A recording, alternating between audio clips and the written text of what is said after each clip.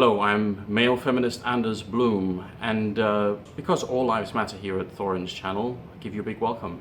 Counterintuitive a concept as it might sound, recruiting talent, raw ability and top players over what you seemingly need to fill out a well-balanced top team with different roles, etc., is actually a concept which also works in fantasy esports, where if you just pick really good players and players who are likely to perform, it's actually better than having like the best support player and a cool IGL who can sometimes frag, sometimes lead.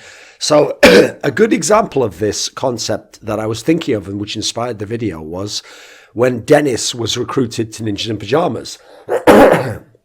Because when you look at this is a clear example of recruiting just talent, a top player, rather than trying to fill the hole of what you probably need in terms of the balance of the squad. Because Dennis is not a great in-game leader. He's actually made it clear he doesn't really want to do that. So he's probably not long-term going to be taking up that role. And that's not really been where his strength has lay in Counter-Strike Global Offensive. Not only that, but NIP does need a good in-game leader and has seemingly needed one for years. I think they actually got propped up by threat in that sense. But is that their biggest issue overall? Yes, in the roles, it's their biggest issue. It's the most glaring hole. But is that their biggest issue as an entire team, as in terms of the identity, the personnel of the team? No, not really. Their biggest issue as an overall team is the lack of truly world-class players.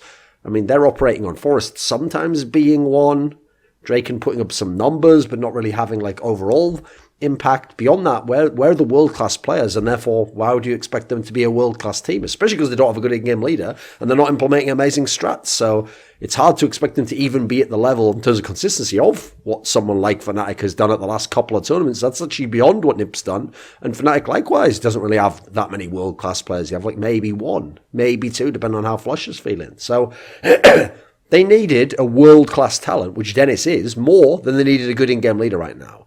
And adding him to their team gets them closer to a championship, even if not by balancing out the roles in terms of other abstract concepts, than gambling on filling that hole and getting either a new in-game leader, maybe a young guy who hasn't tried it yet, or getting an old washed-up in-game leader, because at the moment they're not going to get a world-class in-game leader. Why would a world-class in-game leader come to a lesser team without world-class talents and without the biggest salary? Like, what's the upside for him? It's not going to happen, right?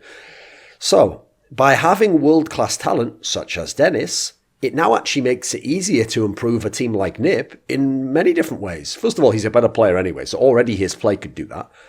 Secondly, by having top talent and world-class talent in your team, you can now attract other top talent to the team, including good in-game leaders.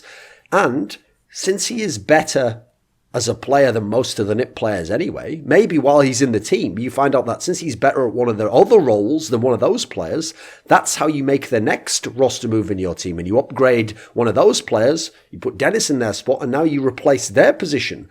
And now you're in a situation where, first of all, you can move in another in-game leader, or you can get someone else who does the role that Dennis was doing, aside from the in-game leading. Because a general key point that other people also miss is, yeah, it sucks if you're a good in-game leader. Like, I think if this is where, like, MSL and Snappy have spent some of their careers, FNS, you're like a good in-game leader, but you never get the attention at the top because, oh, look, you're not getting recruited to the top teams, right? Your talent leaves you. But you know what? You could get a sideways move where a team with some good talent, like a FaZe or a Mouse or something like that, is like, oh, we need a leader. Oh, but we've got some talent. We haven't really got that good a team overall. That's the team you're most likely to go to because it's a big risk to leave your team anyway. And at least if you go to that team with a different lot of talents, you think, hey, if I really put my nose to the grindstone here and I really figure out a clever way to use these top talents, I could do way more than they've done already. And people will realize what I bring to the team. So this is a great way to attract in-game leaders as well as other world-class talent, is to have world-class talent yourself. That's kind of a side issue for this particular case in NIP, though. Now, this is a concept that I've observed and has been something I've held as a principle from watching American team sports like the NHL and the NBA, because particularly in those sports, there's a mixture of you're trying to pick draft picks, so you're hoping these are going to be good players one day, or you're trying to get free agents. And I've noticed, okay, that this case breaks down in quite similar fashion. Basically, all the American sports, as far as I can tell, except the NFL, because there's way too many players needed for an NFL team. But even then, I think you can sometimes make a case with the draft picks that you should still go this way. Because when you get these players, either you're drafting for them and you're hoping they become very good. Well, if you're hoping they become very good, just get the best player available anyway. He already has a half-decent name. Then if he becomes very good, even if he doesn't fit in your team or fit a role, either you upgrade him over a player you got now, or cool, you've got amazing trade bait, right? So you can either use him as trade bait, and that's worth something in the future, same in Counter-Strike. You can swap a player. If you have two amazing entry guys and you only want one, I'm pretty sure there's teams out there who'll trade you an entry guy for another good player who's just a supportive player. You can then get what you want. That might seem like a bad deal for you, but if you're at the world-class level now, that's an upgrade in terms of your overall balance. So again, you win out, but it's going to be a favourable deal for others. So you're going to get your choice. It's also potential improvement. Say you recruit this guy, becomes much better than someone you had who was good now. Well, you can now replace him if you want. Or you can move that guy into a secondary role. If he can play that, now you've filled out the team naturally in a way where you hadn't necessarily planned for it. And then the other one is when you're recruiting players who are free agents. If you're a bad team, you should still recruit anyone you can get. Any talent you can get improves the overall team. It's only different in another scenario. So what I'll say is this. When you are doing this sort of a move where you just recruit talent, it should ideally be the teams who aren't that good anyway, who aren't elite teams right now, who aren't at a championship level, and this one player can make the difference to win or lose, which is like NIP. NIP aren't going to win tons of championships because they've just added Dennis now, but they're going to take another step to being very good, and the next player they get in could be the piece that makes them the championship level team or a potential number one. Maybe, maybe not. Depends if it's an in-game leader, probably in the case of NIP. So, when you're not an elite team, it might seem like it's a step back to take in this player. Because at that point in time, you think, I still haven't fixed the roles. But as we've mentioned before, everything you do by getting the better player actually puts you further towards getting one of those. I mean, look at teams like Mouse and FaZe. Actually, they're good examples of how, first of all, recruiting star talents, in the case of FaZe, is what got them Carrigan, the good in-game leader.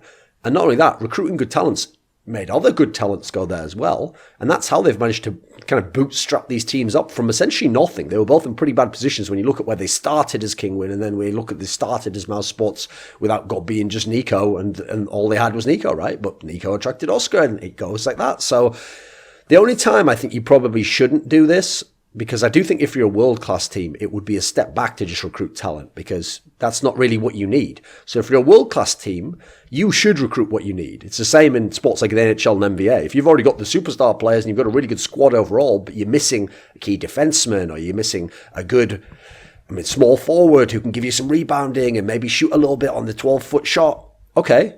Likewise, if you're a world-class team who's got amazing fragger, sick AWPer, maybe you do need someone like a Rubino who can round out the team and still frag a bit, but provide some kind of like veteran qualities. Maybe you need someone who's just consistent, like a Crims, who's going to put down really good numbers, but really anchor a site for you. You might want to recruit like that, because that might be the one piece or the one little thing to add to your team or subtract a negative that makes you now number one. It makes you world-class.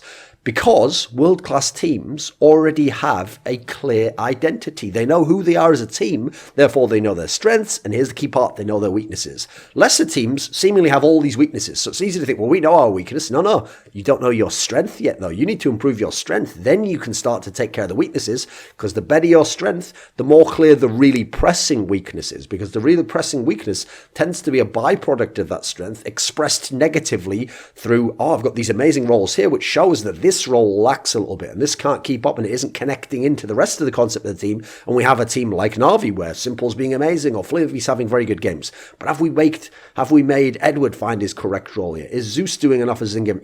This is how you start to figure it out with sort of deductive reasoning in that sense. Now, another reason why top teams don't want to just recruit talent is they already have good players at most of the roles. So they're not really looking, if they get a good player now, to upgrade one of those roles. They've kind of got those set. They also aren't looking to attract monster talents anyway. First of all, they can pick from whatever they want in the litter. They can get monster talents anytime they want. So they're only looking to get monster talents generally to replace the star players they've got. Instead, they're looking to fill a very specific niche, because role swapping for elite teams is also going to be less of an issue overall, because when you role swap, here's the part people don't think about. This is how people role swap incorrectly, is when they think, I'm taking a good player and he can role swap and sort of do this role, so that evens out the team and balances it out and we're fine, right? That's the wrong way to do it, because you've taken a good player, you've made him not quite as good and effective, and it's maybe made up for a bad player and made the bad player okay, and you think, well, it all evens out. No, that's a terrible way to do it. What you always want to ask when you have the good player give up something to take on a lesser role is, what you are giving up, do you gain back more from the player who's changing his role, in theory, to become better and to become more suited? If you do, it's a good roster move. So in top teams, that deal is often worth it because the good player swapping is letting someone else do an even better role, like when Dupree allowed Kirby for a while to be the entry player in a team like Astralis. I think that actually really helped out the overall team. It made them a championship team for a while, and now it's logically made sense to go back to that because now Kirby wasn't as sick of that role. Dupree's actually back in his prime, seemingly. Why not go back there?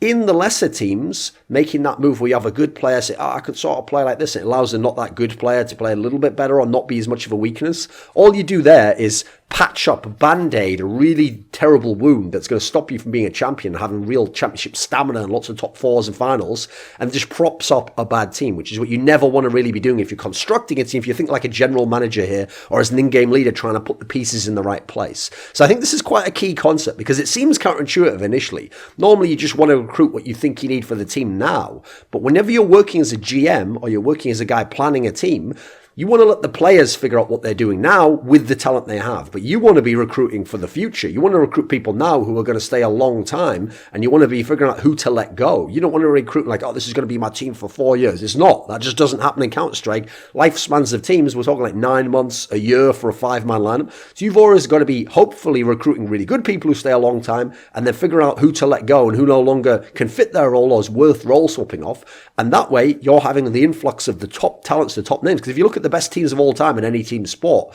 they don't usually just end up being the ones that had one good team. Like the Bulls aren't a really truly great franchise in the NBA. They had one amazing team with the best player of all time. Beyond that, they haven't actually recruited that much big talent.